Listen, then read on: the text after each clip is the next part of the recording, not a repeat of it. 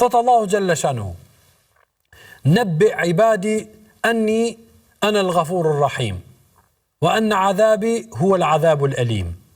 Thot Allahu Jalla Shanuhu në këtë ajet duke e vendos në një peshore mahnitse dhe në një balancë mahnetës frikën dhe shpresën. Thot Allahu Jalla Shanuhu, informoj, tregoj, mësoj robët e mi se unë jam falës dhe jam shirues i madh. E ka fillu me falje Allahu subhanahu wa taala. Tregoj robëve të mi, falju robëve të mi se sa fal Allahu Jalla Shanuhu, se sa i mëshirshëm është Allahu Jalla Shanuhu, se si fal Allahu Jalla Shanuhu për një veprim, se si shumë fishon shpërblimet, se si te i kalon ato, se si i fshin ato, e kështu me radhë. Por kjo a mund të shkaktoj tek njerëzit dhe a mund të shkaktoj tek besimtarët keq kuptim?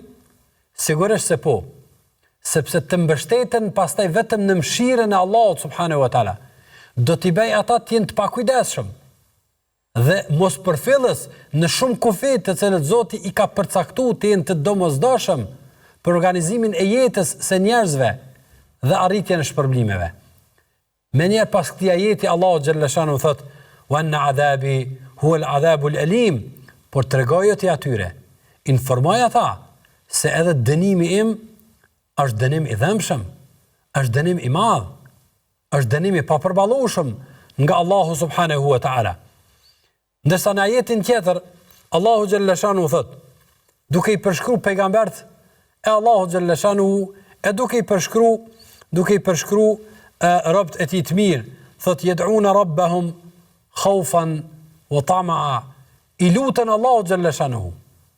Pra i nënshtrohen Allahut subhanahu wa taala. E lusin Allahun subhanahu wa taala mes dy gjendjeve. Ajo është khaufan wa tama'a, nga frika dhe nga shpresa dhe dëshira për mimri shpërblimet e Allahut subhanahu wa taala.